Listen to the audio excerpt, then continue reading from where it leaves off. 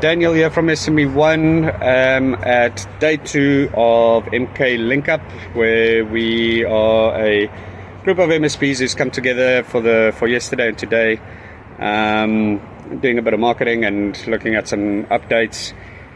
This is video 2 of 2 for the day, just giving everybody an update of what I've learned yesterday.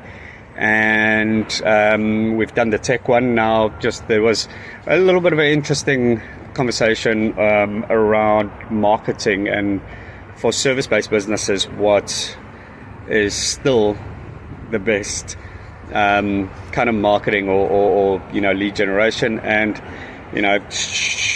to nobody's surprise, it is still referrals. I think the consensus in the room is that marketing for service-based companies or outreach is still very hard. It's still a very hard thing to do. From SME ONE, watch this space. I think we are going to try something a little different to see if there's some things that might work better. I think if you don't try something different, that's probably the reason why most of it doesn't work.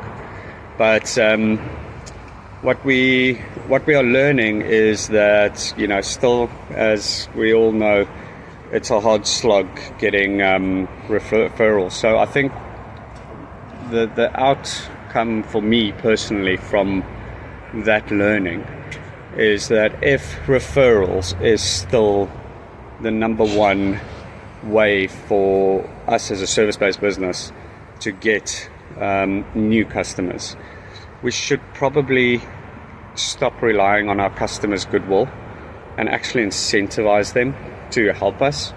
A trick that I learned early in my sales career was ask for referrals, and you see that even the banks are doing it now, giving you £50 if you refer a friend. I saw my bank do this yesterday.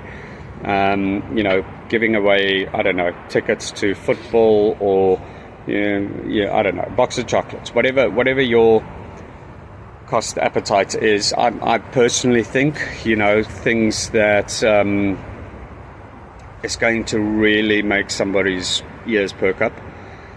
So it has to be significant. It can't just be something like a mug or a coffee voucher for something that's significant. If you think of the total lifetime value of a customer that you get from a referral, because if it's not just a once-off fee that you're getting and you're getting recurring revenue, the total value of that customer is over 12 months, over 24 months, whatever your contract is.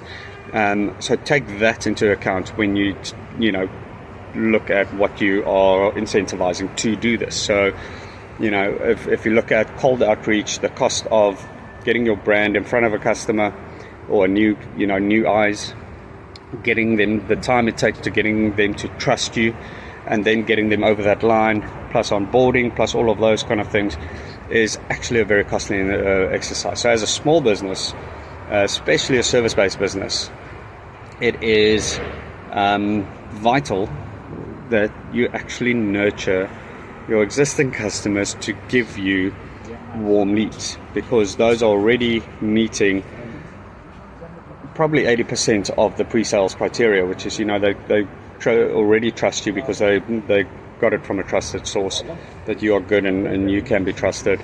It's already been sold to them. So by the time that you are talking to that new prospect, your existing customer has done 80% of the work for you. Another interesting thing that kind of piqued my interest was direct mail. Now, this is traditionally probably a B2C kind of thing where you get, flyers, and I'm pretty sure everybody either hates it or, they look at these specials you get through the mailbox. But I think there's something to be said with a technology-driven or digital-driven era and an AI-driven era where everything is really, all content is AI generated, and if anybody tells you different, they're probably lying to you. Obviously, except for this, because this is a live video kind of. But if you can personalize a letter, I think the chances of somebody opening it, if I get a personal letter through the mailbox, I think my interest and my focus on that letter is actually heightened because it is different. So maybe it's going back a couple of generations, but I think that personalization in everything that we do as service businesses, and this is not just service business, this is also product businesses.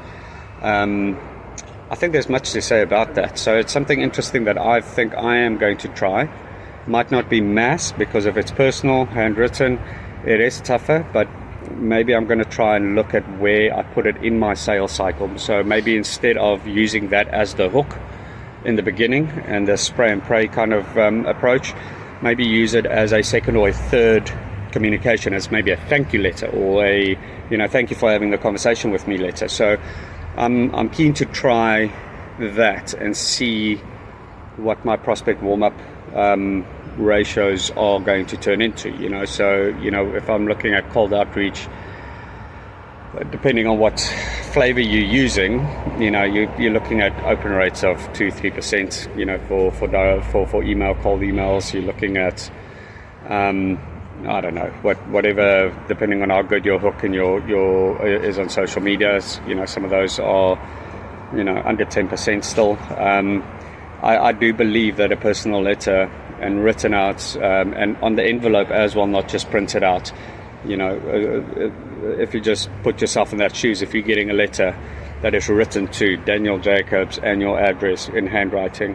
Now there's very clever printers that can actually mimic that.